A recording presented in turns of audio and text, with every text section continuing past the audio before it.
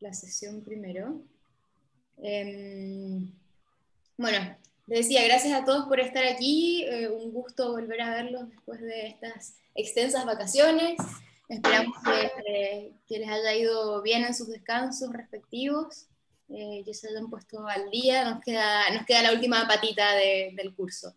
En realidad, del curso nos queda poco, ya nos queda esta sesión y dos más, digamos. Esta sesión, la próxima y el examen. Así que para que estén preparados, digamos. Y bueno, nuestro invitado de hoy está enmarcado Aló. Ahí Ahí está Francisco. ahí está, apareció. Tenía que nombrarlo para que apareciera. Acá está. Nuestro invitado de hoy es Francisco Calvacho. Estaba empezando a introducirte, Francisco. Excelente. Bueno, Francisco viene como invitado un poco en el contexto de este seminario, esta sección que se llama Memoria, Arquitectura y Disidencia. Y de alguna manera, Francisco, lo invitamos como para abrir esta última sección, ¿no? Francisco es arquitecto de la Universidad Católica y he tenido la suerte de seguir su carrera desde cerca. Y básicamente lo interesante es que ha desarrollado una amplia y muy vasta diversidad en el campo en el campo de la arquitectura, ¿no? Y creo que esa es la razón por la cual es tan interesante para este curso, ¿no? Porque nos amplía la visión de lo que sería la arquitectura, ¿no? En su amplio recorrido, ¿no es cierto?, ha buscado, podríamos decir, desde escalas como el paisaje hasta el mueble, ¿no es cierto? Supongo que nos va a hablar un poco de esto, pero siempre entendiendo al diseño desde una manera muy particular y siempre muy vinculado a una pregunta muy sincera, ¿no es cierto? Que siempre ha estado vinculada con el modo en cómo opera ya sea la arquitectura o la sociedad, ¿no es cierto? E insistir en esa pregunta, ¿no es cierto? Y ese quizás ha sido como uno de los motores de estas maneras de llevar la arquitectura a otros planos, ¿no es cierto? En particular, entonces, le pedí a Francisco que nos mostrara una investigación que ha desarrollado ya por largos años, que ha titulado para esta sesión Arquitectura Travesti. Así que bueno, agradezco muchísimo que Francisco esté hoy con nosotros, un placer y un honor tenerlo aquí, así que le transfiero la palabra. Y también te voy a dar la posibilidad de compartir pantalla porque me imagino que lo harás. Ajá. Sí. Súper. Hola a todos, ¿cómo están? Mi nombre Hola, es hola. Francisco Calvacho. Estoy muy emocionado de estar aquí, ser el invitado del curso de mi amiga Tatiana. Les voy a compartir mi pantalla para comenzar con la presentación. Lo que voy a hacer es que voy a presentarles el proyecto y después al final dejamos unos minutos para conversar y compartir ideas y que me hagan preguntas Perfecto. para echar a andar ahí ¿Cómo se comparte aquí pantalla? Soy como no puedo. Abajo hay un botón Share verde que screen. dice compartir pantalla. Perfecto. Ya, avísenme si la ven. La vemos. Perfecto. Ok, vale. Bueno, el proyecto que les vengo a presentar hoy día se llama Arquitectura Travesti y le puse de bajada de título El transformismo como expresión arquitectónica. Como les dije recién, mi nombre es Francisco Calvacho y también soy conocido bajo el seudónimo de La Negra Lupe. Primero comenzar con mi biografía. Soy arquitecto y artista transdisciplinario. Desarrollo arquitectura a través de distintos medios y escalas, tales como el paisajismo, el interiorismo, la construcción, escultura, video, performance, entre otros. Mis pronombres son él y le, y me identifico como arquitecto transformista. El año 2015 creé un personaje ficticio llamado Guadalupe. Lo hice originalmente con una finalidad lúdica, creativa, pero eventualmente descubrí que la Guadalupe era la reivindicación de mi propia feminidad, arrebatada por una sociedad machista, misógina y transfóbica. A través de la Lupe fui capaz de liberarme de estas normas de la masculinidad, de construir mi propio género y al mismo tiempo romper con las barreras de mi propia creatividad, experimentando nuevos límites de mis fantasías y de mi imaginación. Bueno, y asimismo conocí a una comunidad entera de personas como yo, que por una parte consideran que la identidad y el género son una forma lúdica y creativa de expresarse, pero que por otro lado consideran que es un acto político, una manifestación contrahegemónica, crítica, burlesca y satírica de la vida misma. Desde entonces he transformado mi cuerpo para dar vida a todo tipo de fantasías. Mi identidad es como una masa elástica que puede adoptar la imagen que yo quiera, en tanto me haga sentido a mí. Utilizo telas diversas, pinturas, ornamentos y otros materiales para revestir mi cuerpo y crear distintas imágenes. ¿Cómo lo veo yo? Mi cuerpo se ha convertido en el soporte de estas arquitecturas efímeras. En el acto de vestir, por una parte me revisto, es decir, me cubro, y por otra parte me trasvisto, es decir, comunico. El acto de vestir cumple esta doble función, lo queramos o no. Asimismo, mi performance busca resignificar el territorio insertando mis fantasías en entornos cotidianos. Sobre esto hago referencia a un arquitecto llamado Alex Schroeder, que habla de un concepto llamado Performance Architecture. Dios mío, voy a aprender el pedo supremo. En Ahora él... sí, mis maestros los pedos me van a enseñar.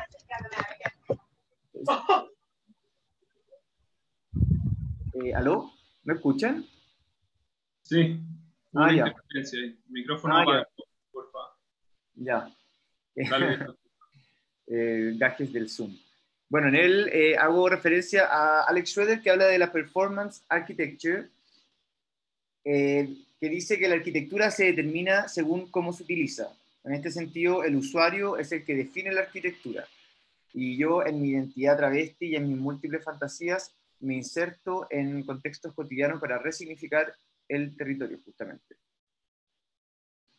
Ahora, ¿cómo llegué hasta acá habiendo estudiado arquitectura? ¿Por qué decidí estudiar arquitectura en primer lugar? Bueno, cuando chico siempre tuve una fascinación por la identidad, en particular con la identidad femenina. Me gustaba la idea de evocar imágenes manipulando la mayor cantidad de elementos posibles.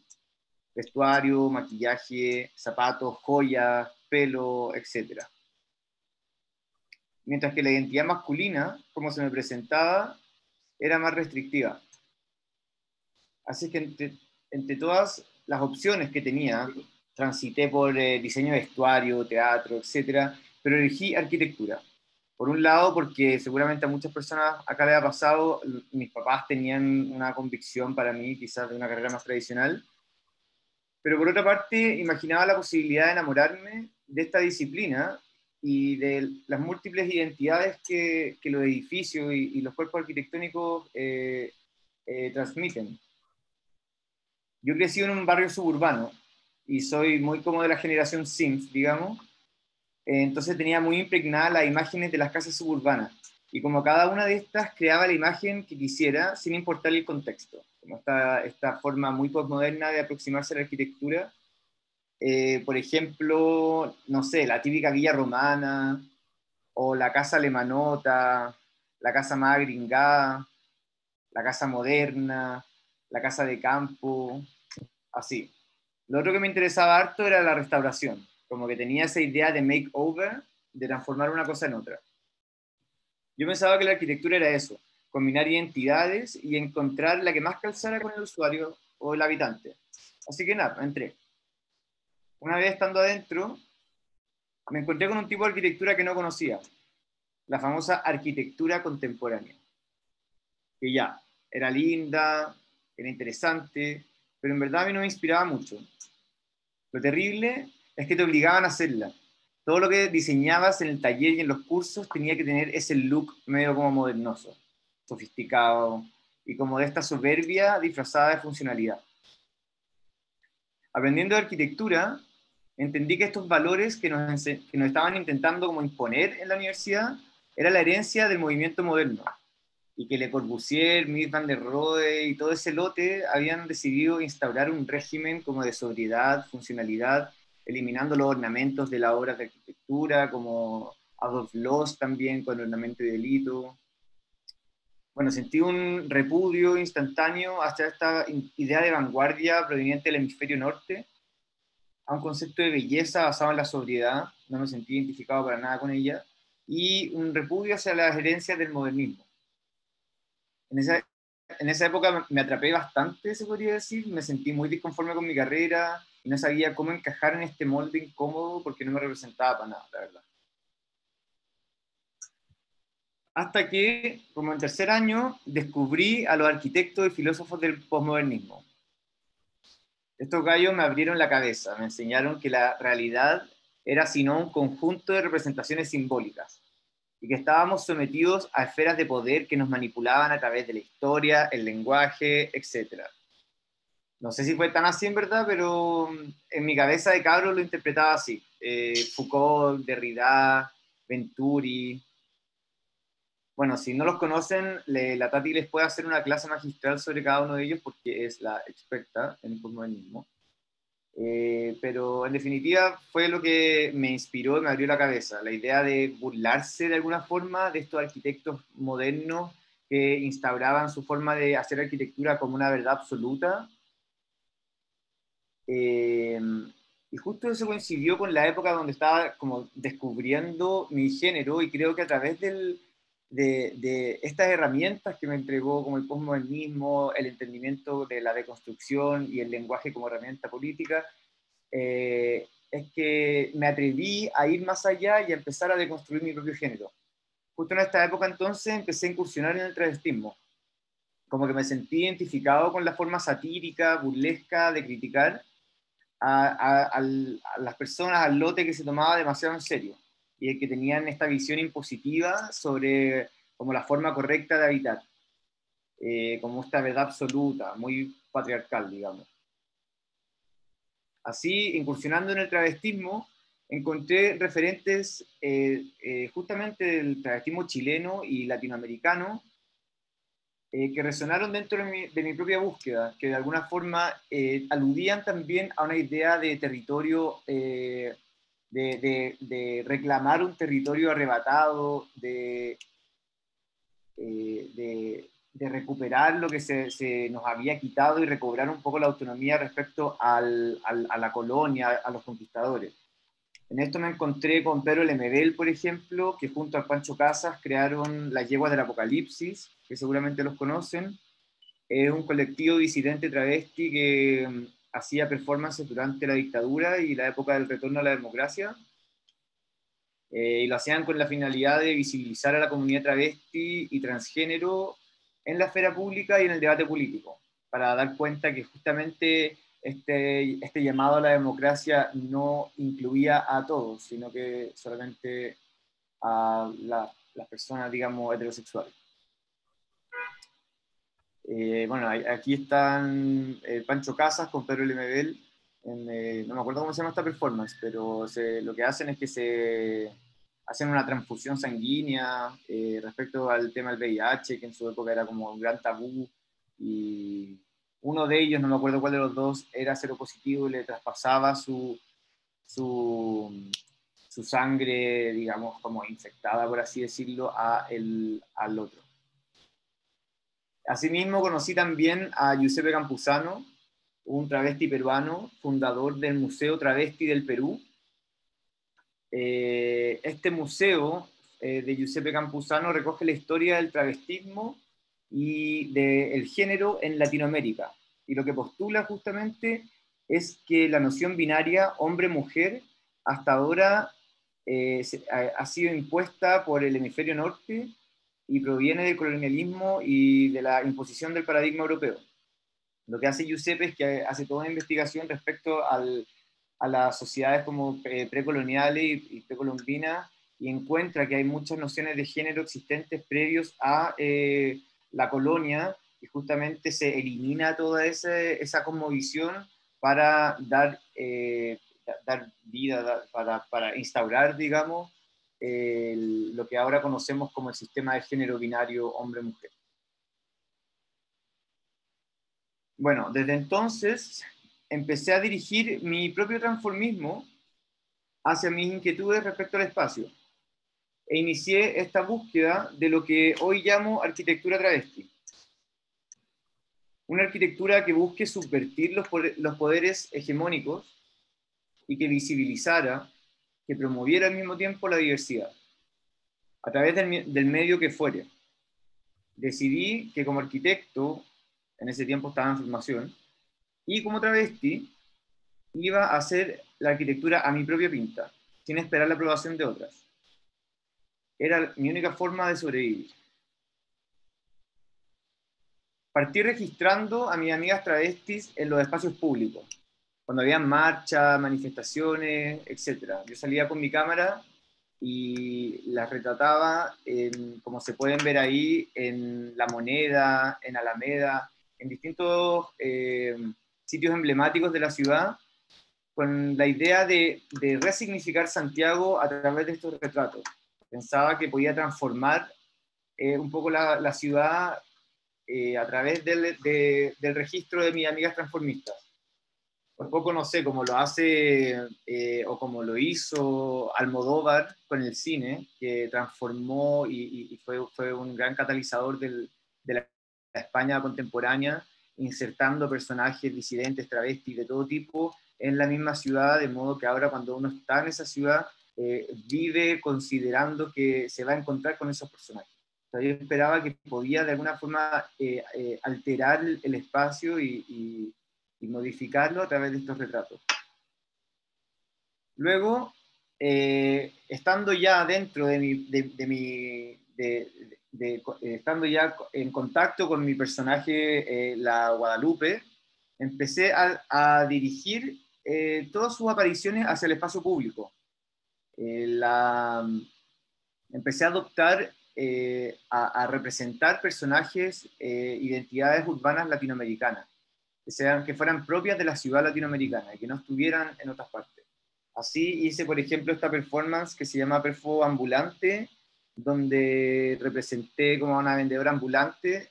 Lo hice llegando de un viaje a Perú y Bolivia, que me parecieron muy potentes. Bueno, La Paz me pareció particularmente potente porque sentía que la ciudad estaba muy determinada por los habitantes, por ver a las cholas y los cholos habitando el espacio con su propia vestimenta original, versus que acá en Santiago eso no ocurre. Uno no ve a gente vestida de su vestimenta indígena, y en este intento por encontrar cuáles serían los personajes que hacen de Santiago una ciudad latinoamericana, me topé, por ejemplo, con los vendedores ambulantes. Esto tiene como un pequeño paréntesis o como asterisco, que fue una búsqueda un poco conflictiva, porque desde mi posición de privilegio, al representar a personajes que quizás no son, no tienen los mismos privilegios, por así decirlo, pues, podría haber levantado conflicto. Así que fue una búsqueda bastante efímera, pero no así menos fructífera. Después hice esta performance que se titulaba La Chimba, la hice en La Vega Central, donde vendí frutas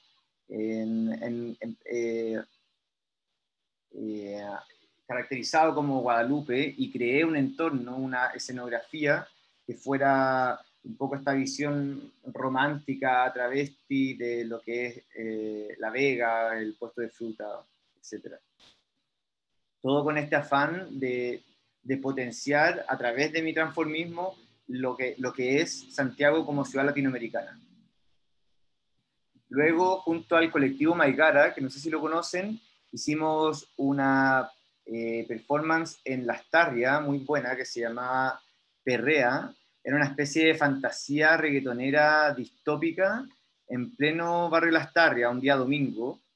Y bueno, yo no fui el director, digamos, de esta performance, lo fue mi amiga Camila, pero participé con gusto y lo guardo como un gran referente de mi forma de hacer arquitectura a través de la performance, porque fue muy disruptivo aparecer en Lastarria un día domingo a las 7 de la tarde, que es como este barrio tan patrimonial y medio afrancesado, y aparecer con estos vestuarios a bailar reggaetón, que es como lo más anti y poco docto que puede haber, y con estos vestuarios que fue bastante, no sé, disruptivo y entretenido también. Esas son algunas de las performances que he hecho en espacio público. Luego, posterior a la Lupe, me incursioné, estoy, bueno, ahora en curso, incursionando en distintos formatos de performance y siempre tratando de hacerlas todas en espacio público. Por ejemplo, esta la hice en diciembre del año pasado, se llama Animita, y fue un rito conmemorativo en conmemoración, valga la redundancia, de los fallecidos por VIH-Sida. Esto fue para el Día Internacional de la Lucha contra el VIH y lo hicimos en el contexto de la Bienal de Artes Mediales. Fue muy bonita, fue justo en la época del estallido social, hicimos una caminata muy larga junto a las personas que fueron a verla, donde cada persona recogió uno de estos lazos que colgaban de mi cuerpo, y en ellos estaban colgados los nombres de personas fallecidas y habían familiares de personas que habían fallecido, y tuvo como una nota bastante solemne por ese lado. Y bueno, se llama Animita porque justamente era estar en la representación de la muerte en los espacios públicos, que son esas las animitas. Si bien esto era como una animita personificada, se podría decir, porque la adopté sobre mi propio cuerpo, después al finalizar la performance lo que hacía es que me sacaba este vestuario y lo dejé cerca de Plaza Italia, de hecho afuera del Museo de Química y Farmacia, para dar cuenta de que la lucha del VIH tiene que ver también con eso mismo, con el tema del régimen farmacéutico, o como le dicen, farmacopolítico. Y ahí quedó. Duró poco tiempo la animita instalada ahí, creo que unos 2-3 días, y después la barrieron y desapareció. Pero el registro quedó. Otra performance que realicé en el espacio público fue La Deriva. Esta la desarrollé el año 2019 junto con otros artistas. Todas las performances son colaborativas, nunca son, digamos, en plan individual. Siempre necesito de otras cabezas y otras manos y otros cuerpos y para poder realizar estas fantasías. Esta performance tenía por objetivo, no sé si tenía un objetivo puntual, más allá de insertarme como esta visión media onírica y fantasiosa en un contexto muy cotidiano y muy distópico también, como lo es Tobalaba, a las 6 de la mañana. Y lo que hicimos, el ejercicio performático que hicimos fue justamente la foto que pueden ver a sería mirando la pantalla a la izquierda. Me instalé sobre esa estructura de noche, y a medida que fue amaneciendo, la gente iba saliendo a sus trabajos. Esto fue pre-pandemia, así que había mucha más gente en las calles, y me veían ahí posando, y me sacaban fotos, y se reían, y había como todo tipo de respuestas por parte de la gente. De hecho, la secuencia fotográfica, estas son solo algunas fotos, se puede ver cómo la gente reacciona ante esta imagen como tan insólita. Además que tengo como tocado en la cabeza, que era, de alguna manera, era mi forma de expresar que yo estoy haciendo arquitectura y que esto es material sobre mi cuerpo, material en el espacio, de la misma forma que lo son estos edificios que están detrás mío. El Costanera Center, que es como el símbolo también del capitalismo. Eh, la idea era generar esta imagen justamente de que el cuerpo puede tener mayor peso que la misma arquitectura sobre el espacio, y que el cuerpo también es arquitectura. Bueno, y eso ha sido desde el punto de vista de la performance. Luego, desde el punto de vista de la arquitectura, que se podría decir que esto ha sido, tal como se lo he narrado cronológicamente, ha sido progresivo, y en la medida que yo he ido madurando y creciendo, he ido encontrando nuevas dimensiones de esta visión o de mis ideas, sin tener un objetivo claro, digamos. Dentro de lo que es el campo de la arquitectura, hasta ahora me he limitado a buscar referentes y a estudiar referentes que resuenen con mi idea de arquitectura travesti, más allá de empezar a diseñar. Y les quiero compartir un par de algunas obras o imágenes que forman parte de mi colección de lo que podría ser una arquitectura travesti. En este caso, ahora estamos viendo el trabajo de Bodis Isaac Kingeles. Es un artista y escultor africano, y su proyecto se llama City Dreams. Le hicieron una exposición, esta es del año 60, pero hicieron una exposición súper buena en el MoMA hace un par de años sobre el trabajo de este escultor africano.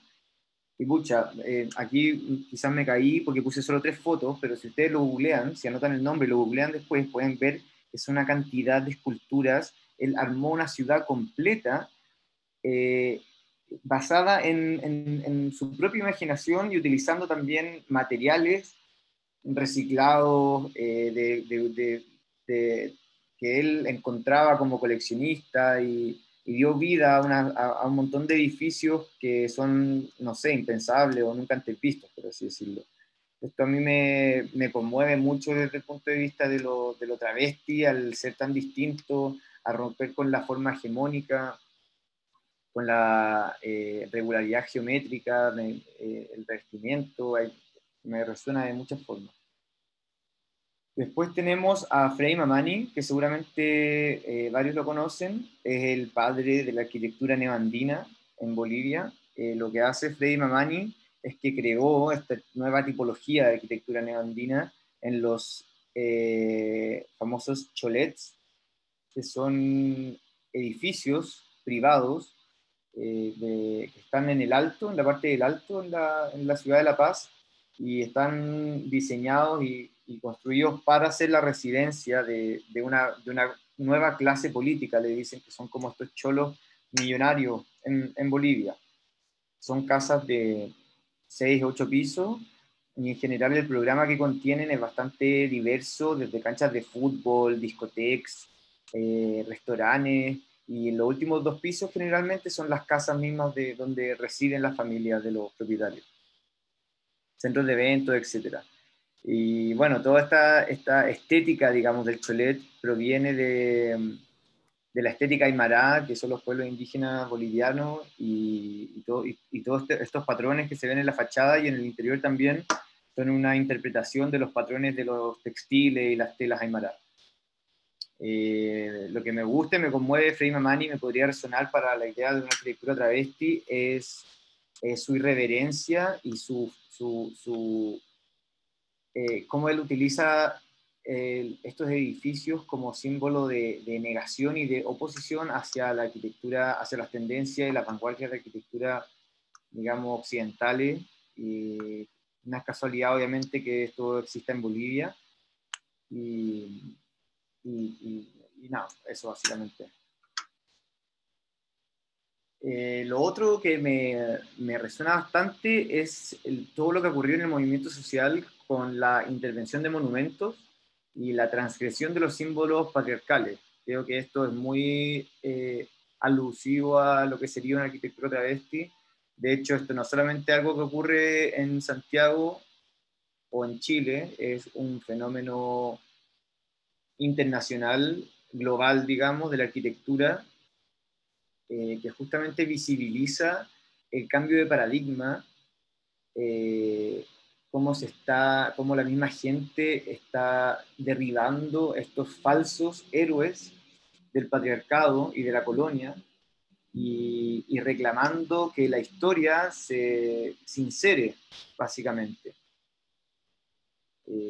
esto yo creo que es el ejemplo más visible de cómo se ve la arquitectura, porque esto es arquitectura pura, o sea, son los símbolos, los monumentos que conforman nuestro espacio público, cómo afecta la revolución, que digo yo, que estamos viviendo, la revolución del feminismo, la revolución, el fin del régimen patriarcal, etcétera, sobre el espacio y sobre la arquitectura misma. Y bueno, aquí lo que hice fue poner una serie de imágenes muy libres y muy aleatorias de distintos artistas, arquitectos y distintas obras que me aluden a este imaginario que yo estoy buscando y que estoy intentando consolidar. Al final esta búsqueda, como les dije al principio, es una búsqueda interna, es muy personal, no busco tampoco establecer una noción de lo correcto en lo absoluto, sino que todo lo contrario, lo que busco como arquitecto, si es que quiero dejar algún tipo de mensaje, es que cada uno encuentre su forma, su nota y su estética dentro de, y su ética, obviamente, dentro de la arquitectura, que haya una postura crítica y política frente a cómo se habita y cómo se construye. Y solo en la medida de eso vamos a poder transformar nuestra ciudad y diversificar nuestra ciudad para que la arquitectura represente y materialice la misma diversidad y la heterogeneidad que conforman nuestros ecosistemas sociales. Esperemos que con el tiempo el paisaje urbano se vaya transformando y vayan surgiendo cada vez más obras que en definitiva transmitan esa diversidad. Bueno, actualmente estoy colaborando, dentro de la rama de arquitectura travesti o de mi quehacer como arquitecto personal, estoy colaborando con varios artistas. Lo que estamos haciendo es que estamos diseñando intervenciones en el espacio público y yo como arquitecto los invito a los artistas a intervenir algún cuerpo arquitectónico en el espacio público, por ejemplo, ya sea un monumento, un farol, una silla, lo que sea en el fondo de nuestra colaboración, lo que surja de ahí, y yo les permito a ellos hacer arquitectura a través de sus intervenciones artísticas. Yo pongo a mi disposición mis herramientas como arquitecto para que sus ideas puedan ser materializadas en el espacio. Y esta como curaduría, por así decirlo, esta selección de artistas con los que colaboro, siempre pasa por este filtro de artistas que tengan un discurso ojalá contrahegemónico y ojalá disidente también, que se condiga con el discurso, con mi discurso y mi visión de la vida, básicamente.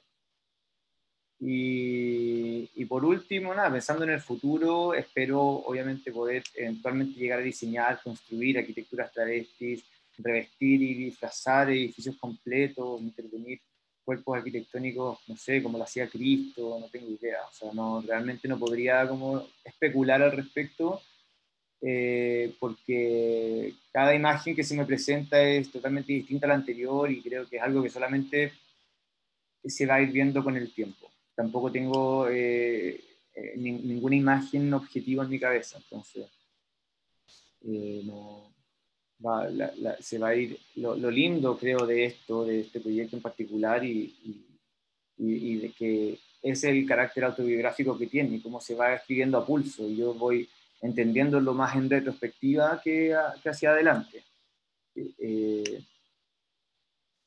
Así que eso básicamente, ese es mi proyecto y ahora quizás podríamos conversar sobre esto. Súper, sí, muchísimas gracias por la presentación. Quizás puedas dejar de compartir la pantalla o dejarla compartida en realidad por si queremos volver a hacer alguna referencia, alguna imagen también. Así que nada, abro la palabra a básicamente los estudiantes primero, si quieren intervenir. Tenemos 120 conectados en este momento, así que me imagino que habrán algunas preguntas. Oh. Yo tengo una curiosidad de que como siempre el travestismo es como algo muy histriónico y como abierto y no esconder nada, pero sin embargo cuando empezaste a mostrar los referentes latinoamericanos del travestismo, como que se mostraban, eran muy diferentes a lo que está acostumbrado a ver de como ese estilo. Me llamó mucho es como algo netamente latinoamericano, porque siempre pasa eso como con los chilenos, como típico que el chileno es como más triste y eso como al resto de Latinoamérica y me imaginaba como que como el travestismo latinoamericano iba a ser como muy alegre y eso, pero como que no pasa y me dio curiosidad eso. No, definitivamente es como te lo imaginas tú. O sea, lo que viste ahí fue simplemente una selección aleatoria de muy pocas imágenes y en particular estos dos artistas quizás aluden a crean esas imágenes un poco más precarias para oponerse a esta visión como más ostentosa o opulenta opulente del travestismo, justamente para también citar a la precariedad del tercer mundo, ¿cierto? Como eh, el travestismo, el drag, por así decirlo, que es como esta visión anglosajona del travestismo, eh, tiene otro carácter, otro sabor, mucho más mercantilizado, por así decirlo. Yo creo que estas travestis en particular se distanciaron de esa visión como más mercantilizada del transformismo y la llevaron a un plano como más sobrio, o más que sobrio, precario, diría, precario. Pero esto varía según el transformista que se estudie, según la zona. O sea, estoy pensando en Brasil, y en Brasil es una explosión de colores, el Carnaval de Río es transformismo puro. Así que sí, es solamente como en particular respecto a estos dos referentes. Sí, en todo sentido, como para completar esa pregunta, como desde lo que nos mostraste por lo menos, creo que también hay un interés por lo marginal también, ¿no? Como en esto que estás hablando, como lo precario, lo marginal, que habla sobre un tipo de arquitectura y de performance también muy particular, ¿no es cierto? Que no tiene que ver con esa respuesta necesariamente como a la identidad expresiva de latinoamericana, ¿no es cierto? Sí, definitivamente. Y de hecho, si uno googlea o investiga las imágenes que hay sobre el transformismo del MBL, siempre te va a dar esa sensación de marginalidad a través de lo precario, y por mucha pluma que se ponga, por muchas joyas que se ponga, siempre va a, yo creo que intencional, o sea, no sé si intencionalmente, pero sí estaba consciente, él se sabe, se le escucha y se le lee, es muy consciente respecto a esta marginalidad y esta precariedad que es lo que hace lindo su transformismo. Y de hecho, eh, o sea, lo elegí porque es lo que me resuena a mí. Yo también como que creo que en mi propio transformismo he buscado también, o sea, algunas veces más que otras, pero sí me inspira mucho esa precariedad, digamos. Súper. Como esta suerte de transformismo como de clase ya, como a mí me gusta mucho el MBL y como esta perspectiva como de, más que, no sé, yo no he visto la película todavía de Tengo miedo torero, pero me comentaban mucho sobre como la escenografía, que hablaba un poco como así como de esta como precariedad y de mostrar la precariedad, pero finalmente a mí como que lo que me generaba así como de las imágenes, de las pocas imágenes que vi, todas esas cosas como una suerte de romantización de la precariedad, siento que el MBL como lo que hace es decir así como eh, las maricas así existimos, o sea, somos maricas pobres, tenemos la elegancia con los recursos que construimos finalmente. Entonces, como verlo como más de una perspectiva de clase que de como sobriedad, a mi perspectiva finalmente. Sí, totalmente. Sí, Igual, ¿puedo decir ah, algo?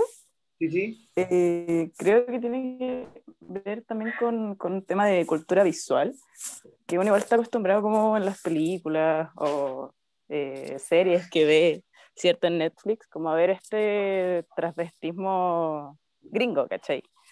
Como más sofisticado y toda la cuestión.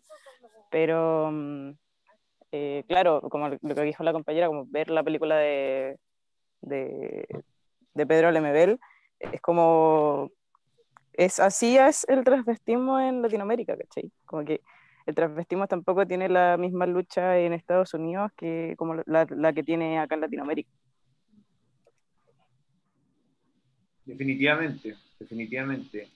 Respecto a lo que había dicho la compañera de cómo romantizar la precariedad, que me parece muy interesante, es curioso que efectivamente como que hay como esta tendencia a glamorizar estos espacios marginales y también, como les decía como en mi presentación, a mí me pasó que me enfrenté a un conflicto súper grande en el transcurso de mi búsqueda como transformista, de cómo yo ejerzo transformismo desde mi privilegio sin apropiarme de él, por ejemplo. En este caso, ponte tú, yo creo que si es que una persona puede romantizar su propia realidad, entonces que lo haga, pero si una persona que no ha caminado en los zapatos de esta persona, quizás es más conflictivo hacerlo, porque el MBL, si tú leís sus libros como San Juan de la Guada o cualquier otro, no sé, tiene un poema muy lindo que se llama, no sé si poema, es como un texto que se llama Flores Plebeyas,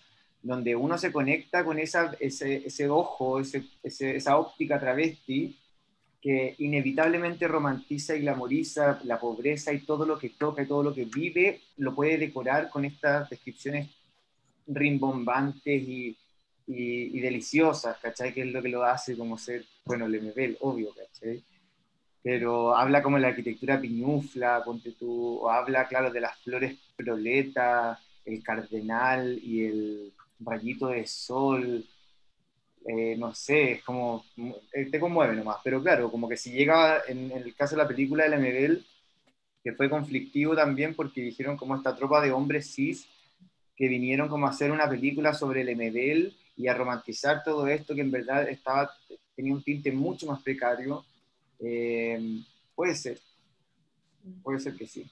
O sea, es un debate, bueno, un debate constante que es muy parte como de lo que todos, yo creo que nos enfrentamos respecto a nuestro quehacer, especialmente como estudiante en el caso de usted y nuestro con la Tatiana como arquitecto, cómo uno se inserta dentro de la arquitectura, la ciudad, desde esta posición de privilegio, siendo la arquitectura una disciplina como tan sofisticada, ¿cachai? ¿Cómo la llevamos, cómo la sacamos de ahí? ¿Entendí? Sí, creo que el comentario de Camila es súper atingente también porque creo que en el mundo de la arquitectura también hay mucha romantización a la pobreza en general, ¿no es cierto? Y hay un límite súper difícil de cuándo se está, por un lado, extrayendo información y cuándo se está romantizando algo que no es romanticiable, ¿no es cierto? Y ahí hay un conflicto político súper importante. En ese sentido creo que efectivamente es un comentario súper agudo, ¿no? Por ejemplo, el fenómeno de esa película que me parece interesante. Que creo que es muy distinto también a cómo se podría revestir, hablando desde el lugar, ¿no es cierto? Como la idea de revestir y romantizar, pero hablando desde el lugar propio viene desde otro lugar, creo, ¿no? Como habla de otro ejercicio, ¿no? Que no es esa romantización un tanto controversial, ¿no? Sí, es curioso porque justamente la foto que estamos viendo en la pantalla, para quienes están mirando la pantalla, es como esta foto que representa como el movimiento moderno, que es como la mano creadora y es la mano de Le Corbusier diseñando el plan Poisson. Y para mí esa mano siempre, desde que la vi, me generó como mucha controversia porque era esta noción paternalista de la arquitectura y el arquitecto como este ser omnipotente que puede dictar cómo se vive, cómo la gente tiene que habitar. Y yo abajo como que hice una parodia de ella, como la mano, le puse como la mano creadora travesti, y decía como ya, ¿qué pasa si las travestis como que diseñamos el espacio, diseñamos la ciudad? ¿Qué resultado tendría? Obviamente que de partida hay una oposición a ese afán paternalista de la arquitectura. Yo creo que siempre tenemos que tratar de diseñar y de ejercer nuestro quehacer como desde una posición más como de participativa que de observador, pero bueno, como pasa en la arquitectura, pasa en la sociología, pasa en la antropología, yo creo que pasa en la mayoría de las esferas de la academia y de las humanidades.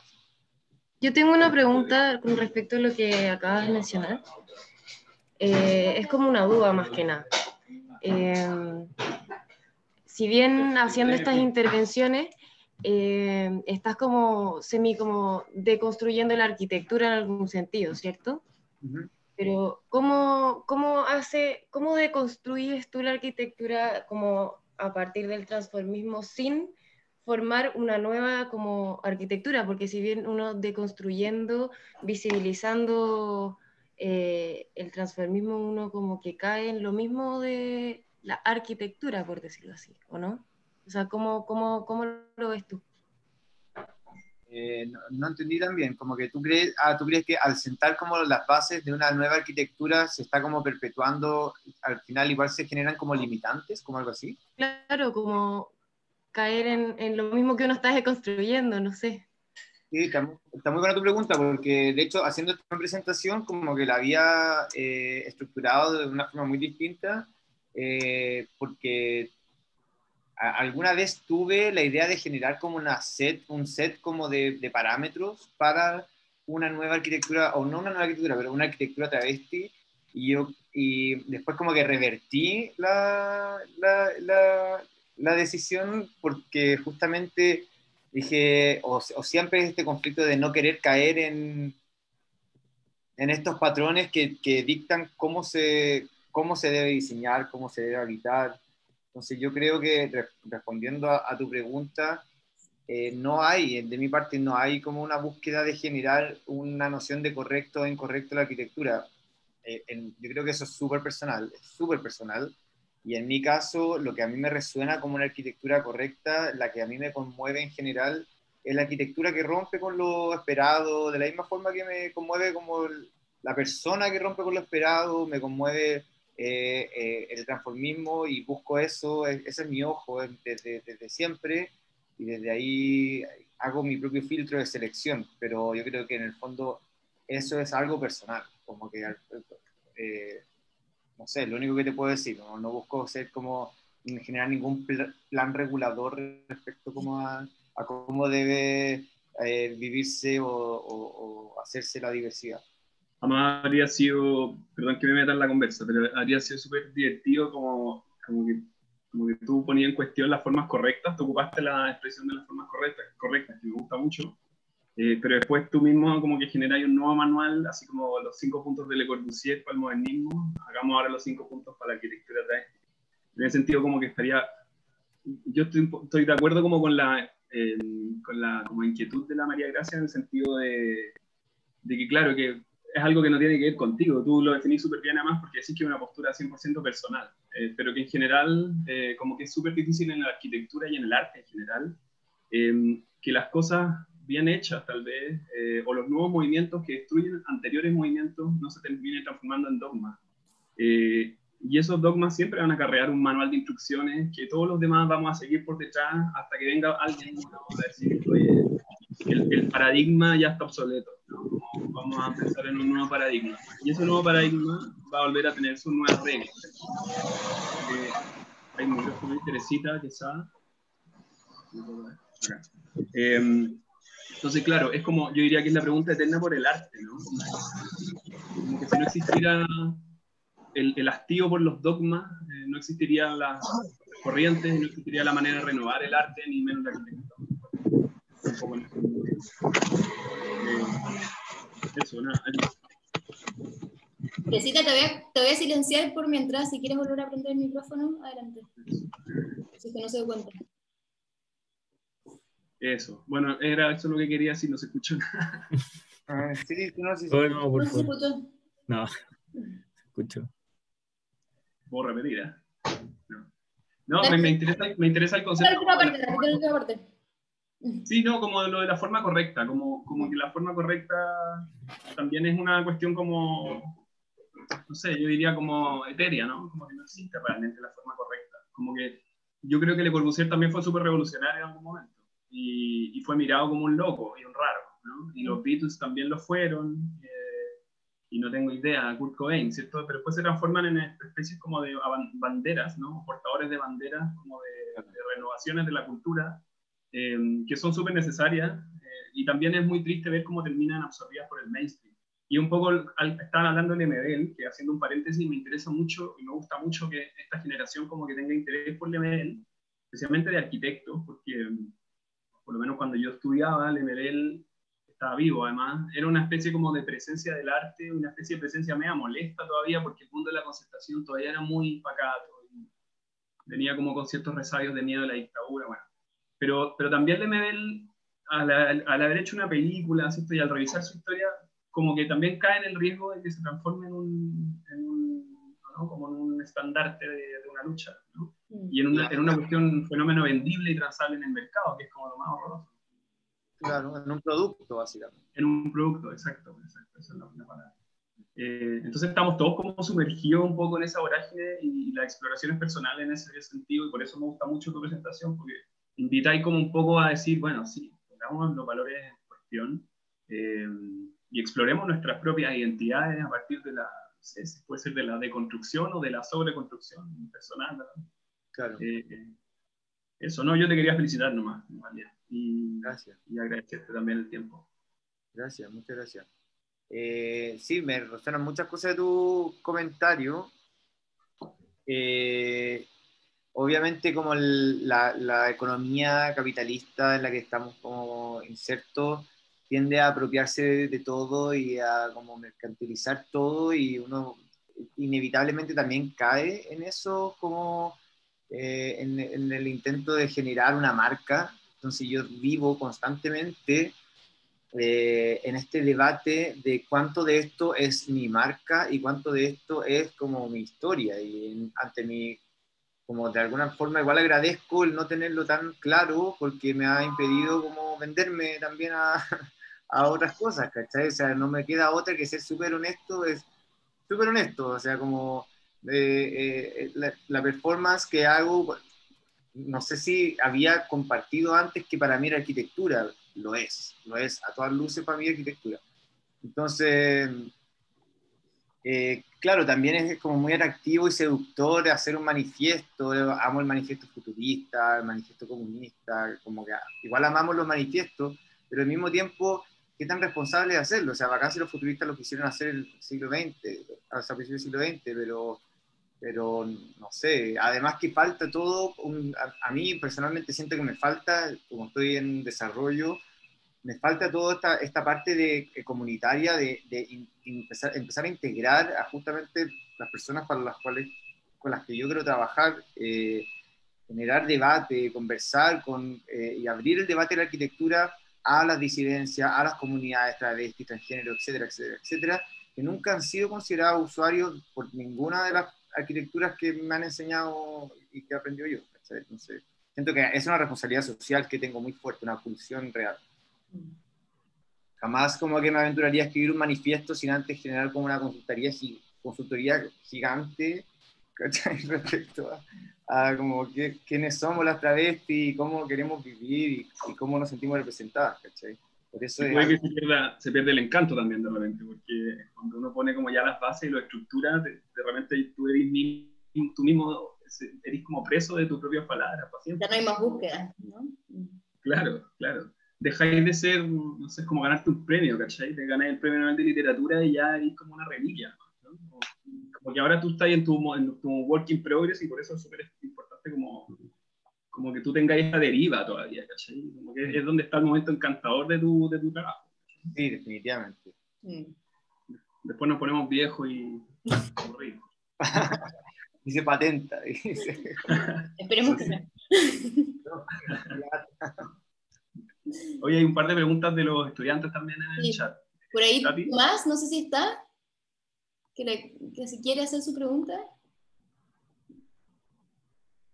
Si no, hay una pregunta de Teresita, también, si quiere prender el micrófono para hacerla. Sí. Si no, las puedo hacer yo por ella. Vamos a leer. Bueno, Tomás Sepúlveda pregunta que si tienes imágenes de tus obras arquitectónicas.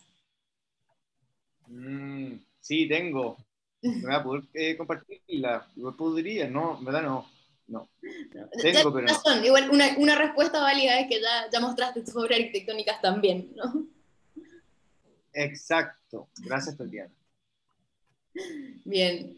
Después que Teresita pregunta, ¿qué edificios en Santiago crees que ya son de alguna manera arquitectura travesti?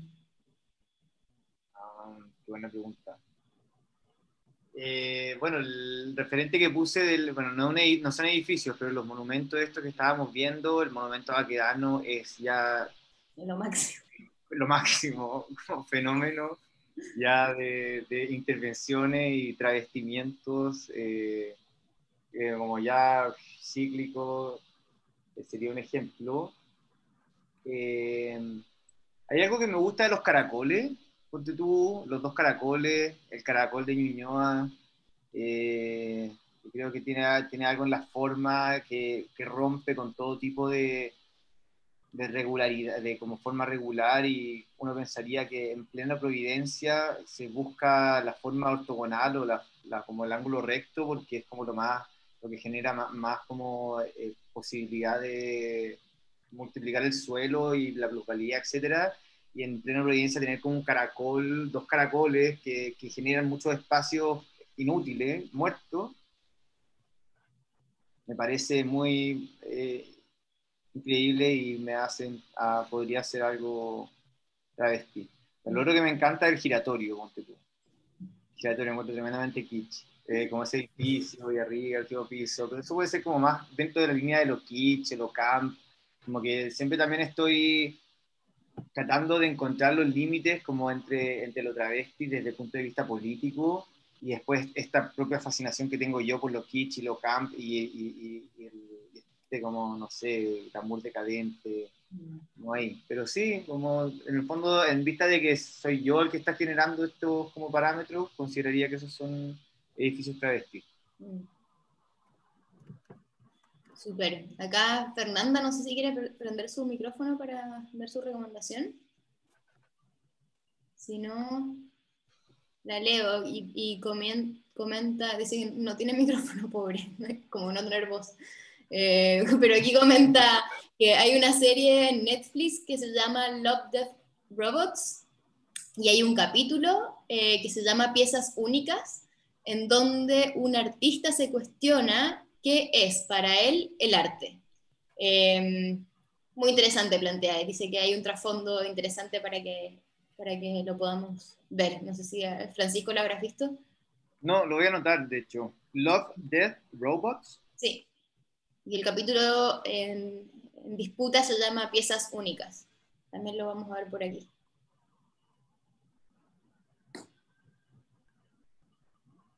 Y es como de performance, creo. Yo lo vi hace un tiempo. Y era un tipo como que hacía una performance en una piscina, una cosa así. Como... Si la Fernanda lo pudiera explicar sería bacán, porque a mí me lo recomendaron un poco por lo mismo, como el rol del arte, más bien. Como pensarlo. Debo reconocer que no entendí mucho, pero yo soy muy dogmático. Si no es manifiesto, no entiendo. Claro. No, pero sí, es interesante. Qué buena recomendación para que la anoten. Genial. Buenísimo. La aceptamos en la bitácora, si alguno lo trae. Eso. Bien, no sé si alguien más se queda con alguna pregunta por ahí que quiera hacer. Yo antes de cerrar también quería, felicitar a Francisco. La verdad que yo, al menos como espectador, primera vez que veo este tema, por lo general todo lo que tiene que ver con lo performático, al menos yo lo conocía más desde el punto de vista como del arte, que lo encuentro súper interesante. Nunca me he metido mucho, pero me acuerdo como que me impactó harto cuando conocí, como no sé, la obra de Carlos Lepe o como ese tipo de artista, y nunca se me hubiera ocurrido cómo eso se podía trasladar como al campo de la arquitectura. Así que lo encontré, bueno, muy interesante. Ojalá, Francisco, que lo puedas seguir desarrollando, que te dé como más, eh, cada vez más posibilidades de seguir desarrollando este tema. Lo encuentro súper interesante y nada, felicitaciones por eso. Así que encuentro también como súper dentro de nuestra carrera o profesión, que lo que hablabas tú, como tan dogmática, quizá tan, yo no sé si conservadora, pero tan dogmática como salirse así de ese eje, también creo que hay que tener como una cierta valentía, coraje, así que felicitaciones por eso, no todos lo logran hacer. Gracias por tu presentación. Gracias, muchas gracias. Bacán. Oye, aquí aparecieron fans. Sofía nos pregunta si hay algún IG donde te pueden seguir. Tengo un IG Arquitectura Travesti, @Arquitectura Travesti, que todavía no, como por falta de tiempo, no lo he podido actualizar, pero tengo como ahí reservado de hecho lo hice hace como 3 años, y es como a propósito de marca, no me funen. Quería guardar esa marca porque en fondo es como mi proyecto, mi sello y mi identidad como arquitecto. Así que eventualmente van a ir apareciendo imágenes, estas mismas imágenes que vieron acá, esta colección aleatoria de lo que a mí me resuena, y quizás vaya a generarse también una cosa más colectiva donde me lleguen imágenes. Creo que Instagram como que genera eso, ¿cierto? Así que búsquenme ahí en Arquitectura Travesti, y también si quieren ver así como estar más actualizados con mi trabajo y las intervenciones y lo que les hablé que como que estoy haciendo y voy a seguir haciendo, es en @calba, es ca.l_a, como mi apellido abreviado, calba, ca.l_a. De hecho, hay 2 intervenciones súper interesantes que estamos haciendo ahora mismo. Una que vamos a hacer para el 1 de diciembre, el Día Internacional el Día Internacional de la Lucha contra el VIH-Sida. Estamos trabajando con un artista llamado Lucas Núñez, y estamos diseñando una intervención que todavía no estamos seguros dónde vamos a hacer, pero con frascos del tratamiento antirretroviral. Estamos recopilando frascos, llevamos más de 600 frascos recopilados, y vamos a hacer una intervención sonora gigante en la ciudad como para visibilizar esta comunidad seropositiva en el espacio. Y la otra intervención que estamos haciendo, que está muy entretenida, es con Nia de Indias, que no sé si la conocen, una artista visual que también trabaja con la idea de travestir estos próceres de la patria y todas estas personas retratadas como en el arte clásico. Y estamos colaborando en una intervención que vamos a hacer de monumentos, de hecho, que también va a salir pronto y va a estar entretenido. Súper.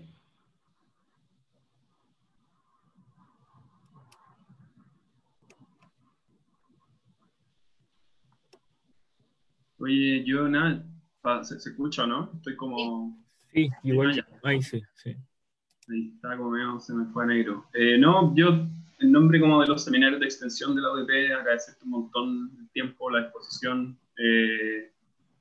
Es súper valioso para nosotros y bueno, para el espíritu del seminario, que se vean cosas lo más diversas posibles, abiertas, explorativas, experimentales, que los estudiantes tengan en el fondo este espacio que les entregamos semanalmente de 1 horita, como una cápsula como de salirse un poco de los parámetros de lo académico y de lo dogmático, tal vez, o lo que hemos conversado aquí igual, para poder ver cosas diferentes, aventuras tal vez, o nuevos dogmas futuros, o en el fondo esfuerzos personales, trabajos valientes, como dijo Pablo,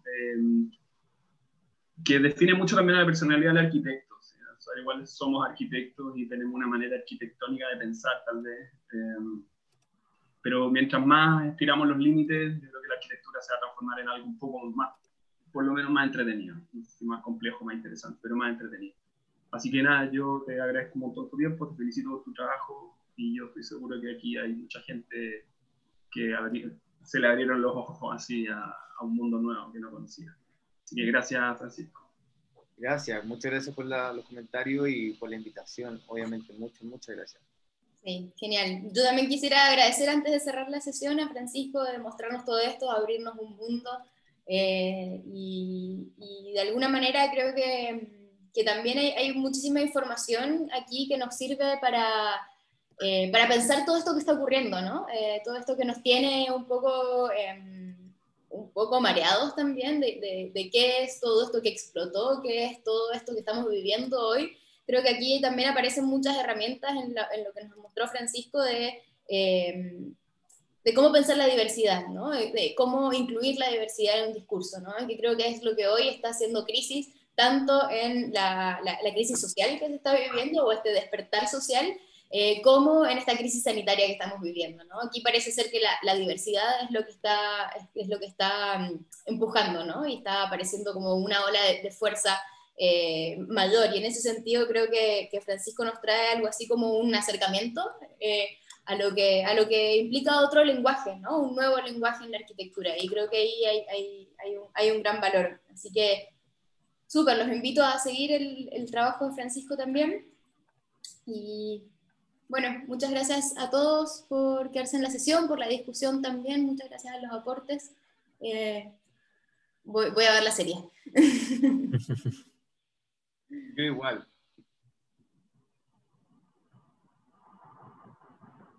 Bien, gracias. Bueno, a todos. muchas gracias. Que estén muy bien. Gracias. Buena Chao, semana. chao. Chao. Gracias. Nos vemos. Chao, chao. Chao, gracias.